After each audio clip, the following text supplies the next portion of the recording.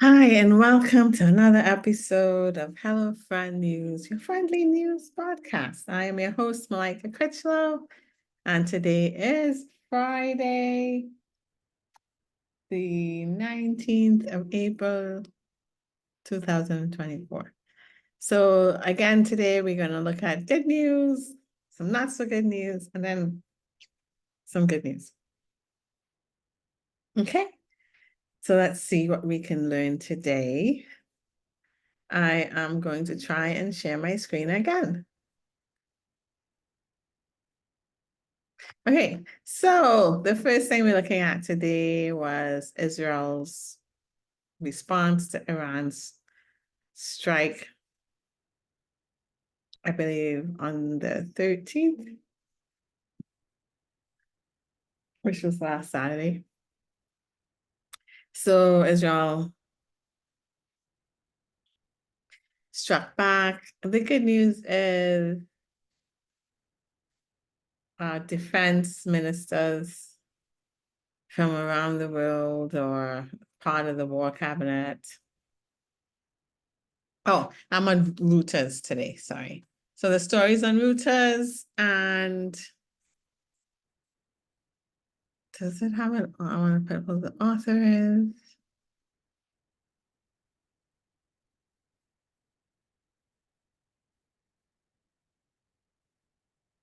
Dan Williams and Andrew McAskill in Jerusalem, Suleiman Al-Khalidi in Amman, Maha El-Dahan in Dubai, Mark Spitanik, Humera Pamak, there's a lot of authors, Simon Lewis and Stephen Holland in Washington, writing by Samia Nakul and Angus McDowell, editing by Edmund Blair, Frank Jack Daniel, and Daniel Wallace. That's a strong team for one article. But I guess they had to get all the information and different aspects.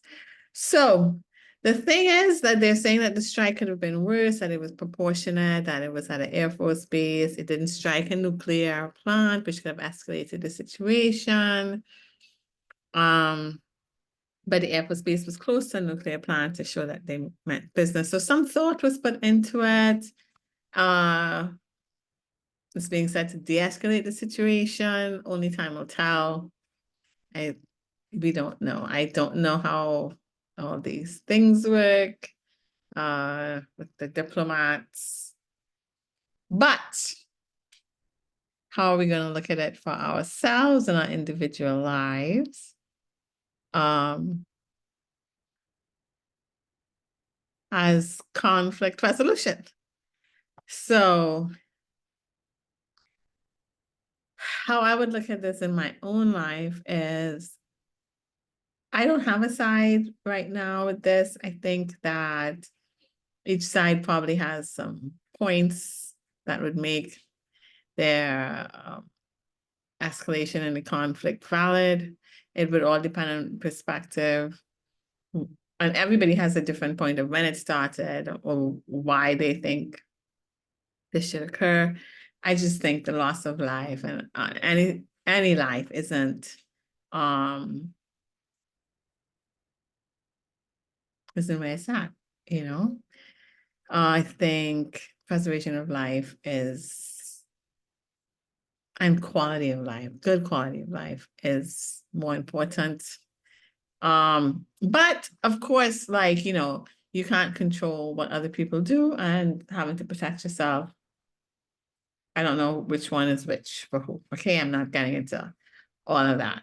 But I would say for me, again, looking at a way to discuss, to share points of views, to find middle ground, to ensure my peace prevails, you know, exhausting all options to do so within my own life, right? To, if I need to remove myself from a situation, doing so without causing harm. If attacked, physically, sometimes people just do things because they have their own agenda, right? Like you can't control what anyone else thinks, but always try, I will try, well, I'm working on this, to try to think of the best outcome coming true, like mentally in my thoughts and stuff like that. Most times that kind of works. I think we take for granted that, or we don't know that our thoughts can have an effect on outcomes. And that can be a little esoteric stuff there, but it can. I believe it can if you have like a positive outlook, or you think it'll be resolved in a positive way for all, for the highest good of all. It can occur. I may not know the solution to it, but the solution finds its way. So I think as a collective, if those of us feel so inclined to, we can think of peace prevailing and a solution coming in a way that everyone is able to live full, good quality, free lives with the resources they need in order to thrive. And we can just put that thought out there, envision it for all beings on earth, right? But okay, so let's go back to individual life too. Like if somebody does something, if I can remove myself from the situation, if I can remove myself from a situation or without causing harm, then I would do so. If there's violence involved,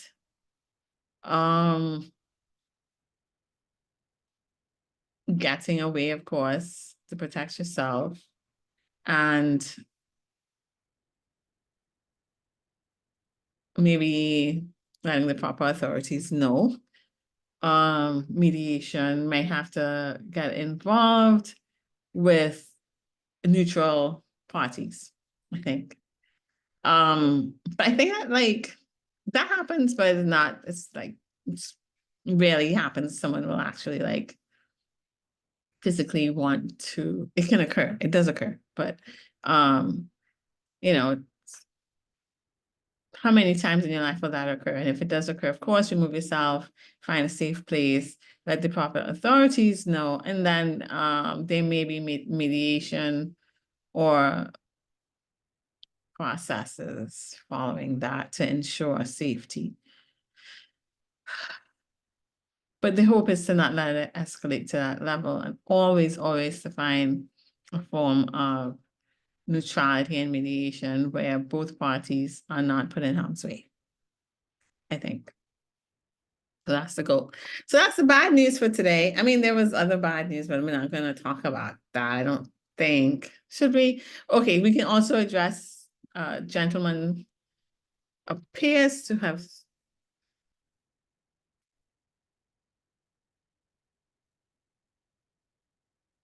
See, I was on Associated Press. Oh, Reuters also has that story. A man set himself on fire outside the New York court case of Donald Trump.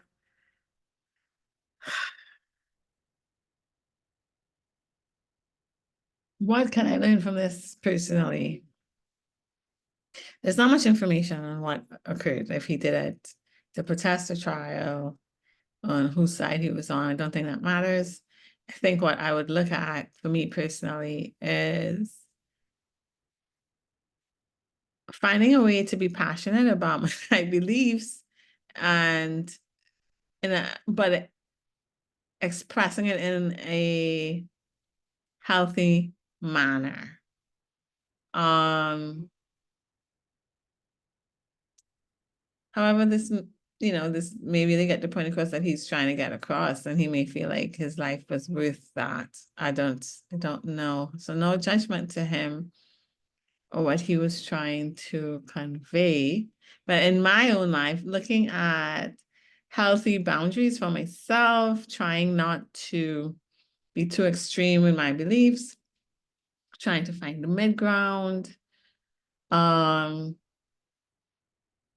that I live a full life, a full, healthy life that's well balanced and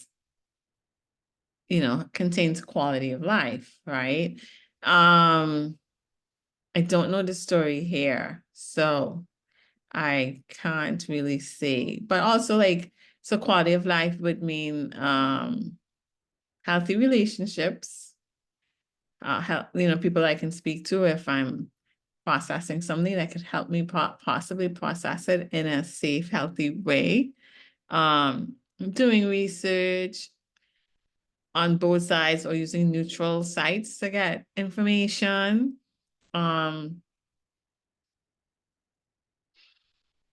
Not looking at things from a right or wrong angle, but more of how can we solve this angle so that it's best for those involved. So that's the perspective I would look at it from, right? This is like a reminder to pay attention to your emotions, your feelings, your mental health, and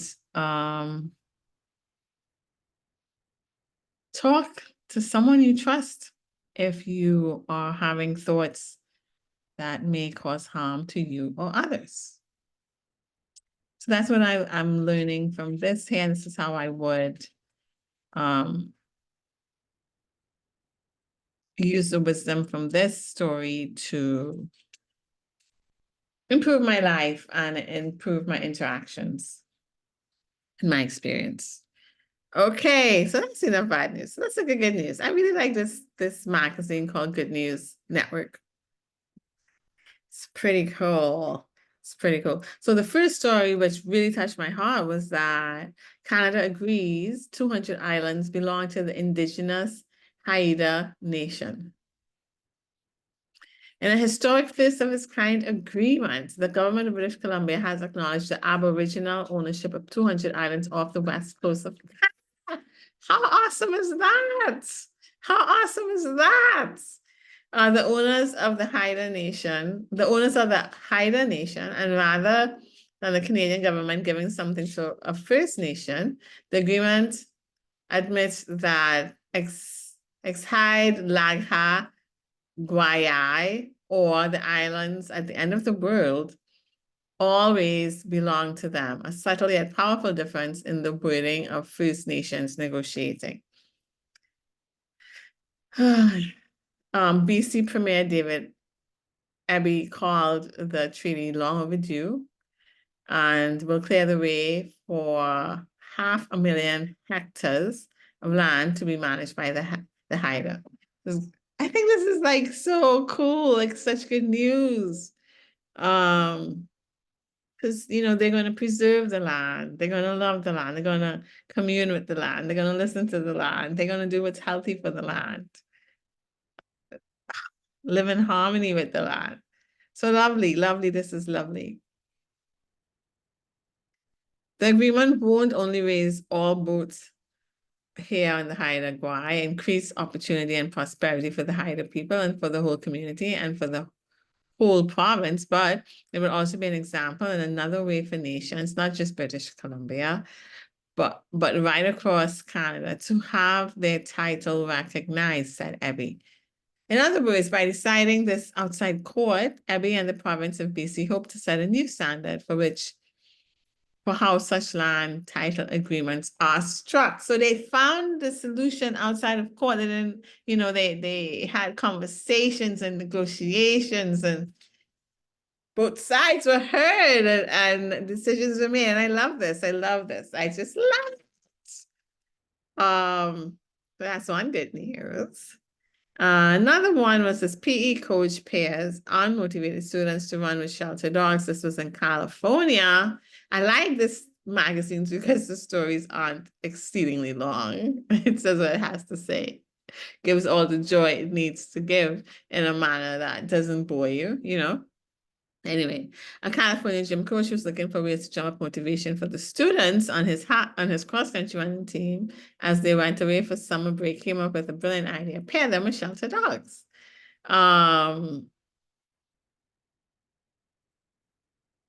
So this was in Santa Maria, California. But it became much more than just kids running with dogs. It went viral, causing athletic directors around the country to phone St. Joseph and ask how they organize the program. So this means other schools will be doing it, which helps the dogs and the students, right? I just love the story because the dogs get what they need. They get love and attention. They get to run, and the students get connection and love for beings outside of themselves, right? They learn to care and respect animals. So this is awesome. It was 60 seconds of genuine organic kindness. St. Joseph cross-country coach Louis Escobar, who filmed the video, told the Washington Post, the world needs kindness. The world does need kindness and peace and love and unity and harmony. It needs all these things. So this was a great way to do this. I love this story. I think because we did 2 stories that weren't so good, we should do 2 more. So we have 4 of these, you know. Let's see.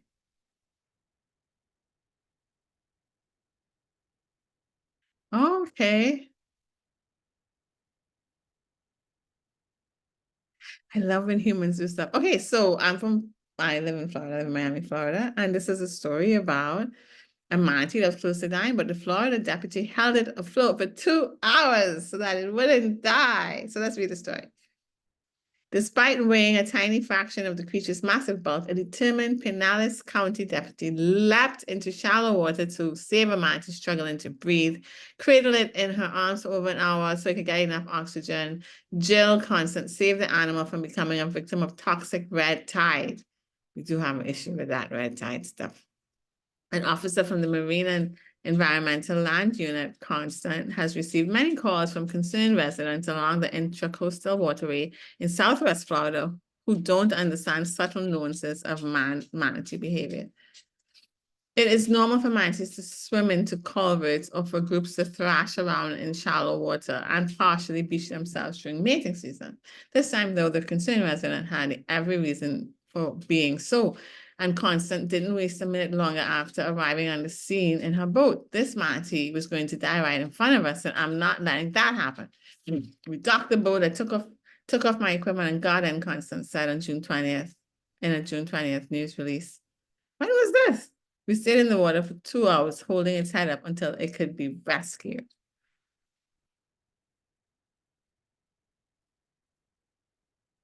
Oh, so it had beached itself against the rocks and was unable to lift its own head above the water to breathe. It was suffering from toxic exposure to red tide, an algal bloom that can cause sickness akin to poisoning in manatees. I didn't know red tide did that to manatees. I'm very sad. Despite fearing she would drown, the thrashing at least informed Constant that the beast was recovering its strength and would soon be able to swim itself to a cleaner, safe environment. Florida is famous for its manatees or sea cows. We are who are not shy of boats or people and float with remarkable grace through the water, feeding on seagrass. Record numbers of manatees have been swimming upriver to warmer freshwater springs to retreat from the cold. What an awesome story, humanity helping the manatee. I love it. I love it. I love it. I love it. Kindness goes a long way. We have another kind story about animals and humans. This is the last one for the day. But in this story, millions of birds now migrating safely through darkened Texas cities after successful Lights Out campaign. So let's find out. Texas is in the middle of the most important migratory pathway for birds moving up and down the Americas. Nearly 2 billion birds, or 1 out of 3 in the US, will pass over Texas during their spring-autumn migrations. To safeguard the over 400 species of birds that migrate through Texas, the Houston chapter of the Audubon Society and their partners in the state have been running the Lights Out Texas campaign for 2 years, and they're seeing remarkable results. Sorry.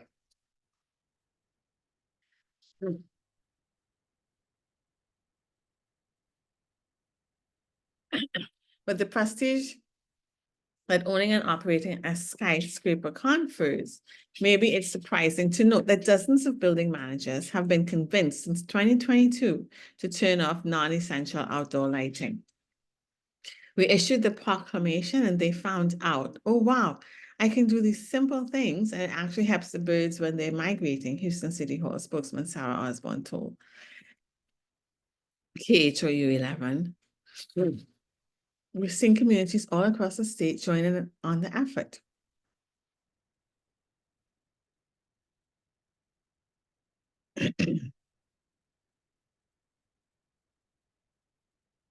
Okay, so researchers working in Chicago and studying the effects of lights out campaigns and other phenomena impacting migratory birds found that reducing the reflections from exterior lighting on tall buildings worked to prevent 60% of all bird collision deaths.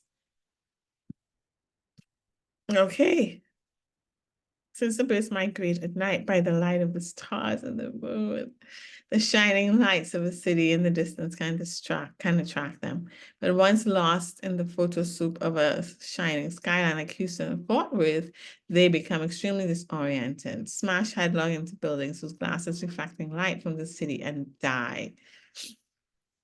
Fort Worth is also taking part in Lights Out Texas, and the skyline looks decidedly different in the short CBS bulletin. Okay, great news. So there we have it, guys. So sorry. That is the news of the day, the end of the week news. So we had two potentially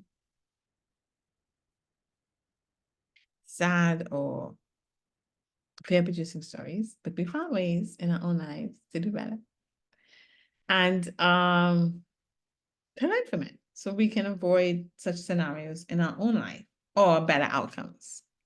And then we have 4 beautiful stories of helping and working together.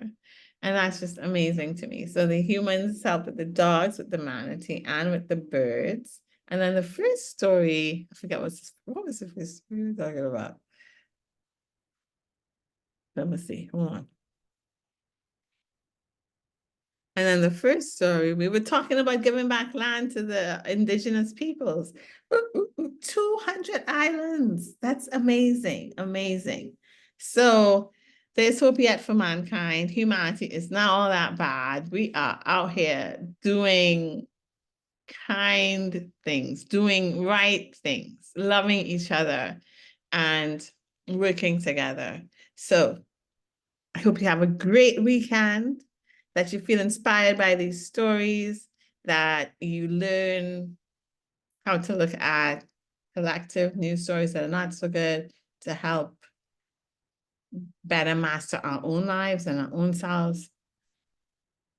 And life moves forward in a positive way. Let's keep our thoughts up towards peace for all of the world, for everyone having their needs met so they're able to thrive, for resources to be shared and not fought over, and for harmonious unity to